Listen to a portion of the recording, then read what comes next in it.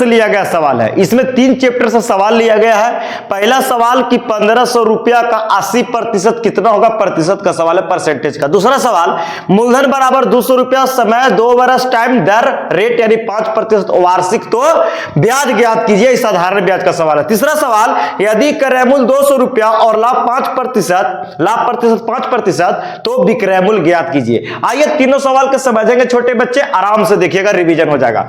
देखिए साहब जी क्या कहता है सवाल, 1500 रुपया है तो 1500 रुपया लिख लेंगे। 1500 रुपया का के मतलब गुना 80%, तब प्रतिशत के मतलब कितना होता है 100 की 1/100, तो प्रतिशत के मतलब 1/100 होता है, तो प्रतिशत हटेगा तो 1/100 से हटेगा। इसी को हल कीजिए, जो आएगा मेरा आंसर होगा। तो कर लीजिए, देखिए 2 0 से 2 0 तिरछा तिरछी काट सकते, कोई दिक्कत वाली बात नहीं है। बच गया 15 गुने 80। तो कैसे गुना करना है, दिमाग से। तो 15 से पहले 8 में गुना कीजिए, तो 15 से 8 में कीजिएगा तो 120 हो जाएगा।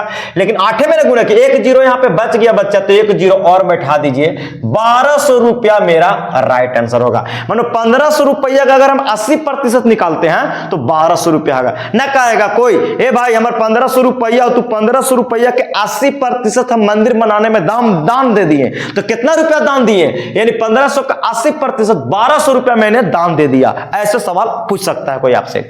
दूसरा सवाल है मूलधन किसको कहते हैं, तो जब हम लोग कर्जा उर्जा देते हैं किसी को, तो मान लीजिए कि हम आपको 200 रुपया दिए, तो 200 रुपया दिए हम, तो वो आपका मूलधन हो गया मेरा, है ना। कितना समय के लिए, तो 2 साल के लिए, तो टाइम हो गया 2 साल। कै रुपया रेट, तो 5% के हिसाब से, यानी कि 100 रुपया में 5 रुपया ब्याज लेंगे। वार्षिक मारने का मतलब कि 1 साल में। तो समझे कार्य कि ब्याज निकालिए बच्चा, तो ब्याज बराबर साधारण ब्याज बराबर फॉर्मूला होता है, साधारण ब्याज बराबर मूलधन, मैं शॉर्ट में लिखता हूं थोड़ा सा ना, हाँ, मूलधन गुने समय गुने दर और बटा में 100 होता है बच्चा। ये फार्मूला होता है साधारण ब्याज बराबर, कोची बराबर, तो साधारण ब्याज बराबर, तो मूलधन गुने समय गुने दर बटे 100। मूलधन कितना है बच्चा, 200 रुपया, 200, समय कितना है 2 वर्ष, है ना, दर कितना है 5%, बटा में 100।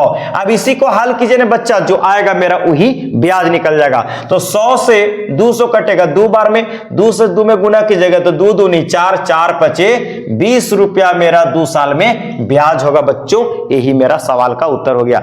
तीसरा, यदि क्रय मूल्य 200 रुपया, क्रय मूल्य किसको कहते हैं, तो खरीदने वाले मूल्य को क्रय मूल्य, बेचने वाले को विक्रय मूल्य। अब कितना लाभ हुआ हानि हुआ वो तो अलग बात है। लाभ बराबर होता है क्या, विक्रय मूल्य माइनस क्रय मूल्य, और हानि बराबर होता है क्रय मूल्य माइनस विक्रय मूल्य। नहीं, इसे मैंने बता चुका हूं पीछे के वीडियो में। तो क्रय मूल्य दिया है कितना 200, तो पहले 5% के लाभ ही निकालना है ना, 5% लाभ नहीं होता है, तो कितना में बेचा, लाभ लेके बेच रहा है भैया।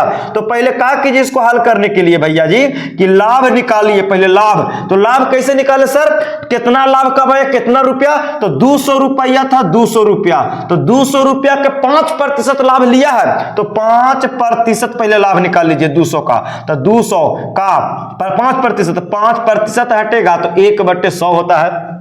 100 से 200 कटेगा 2 बार में, और 2 से 5 में गुना करेंगे तो 10 रुपया लाभ मिला। अगर वो 200 रुपया में खरीदा होगा, तो अगर वो खरीदा 200 में, अब वो कितना में बेचा है, उसको 5% का लाभ हुआ। तो 200 का जब 5% निकालेगा मेरे बच्चे, तो कितना हो गया 10 रुपया। वो बेचारा कौची कमाया, लाभ कमाया है। तो खरीदा था 200 में, अब 10 रुपया लाभ कमाया, तो कितना में बेचा होगा, यानी कि 210 रुपया में बेचा होगा बच्चा। यानी कि विक्रय मूल्य बराबर फार्मूला होता है, विक्रय मूल्य बराबर कौची, क्रय मूल्य प्लस लाभ होता है बच्चा। तो क्रय मूल्य कितना था 200, लाभ कितना कमाया 10 रुपया, तो जोड़ दीजिएगा तो 210 रुपया। ईट मेरा राइट आंसर हो गया। 210 रुपया में बेचेगा तबे ना 10 रुपया का लाभ होगा जी। उसी प्रकार तीनों सवाल कंप्लीट बच्चों। मजा आ रहा है कि नहीं आ रहा है, बिल्कुल।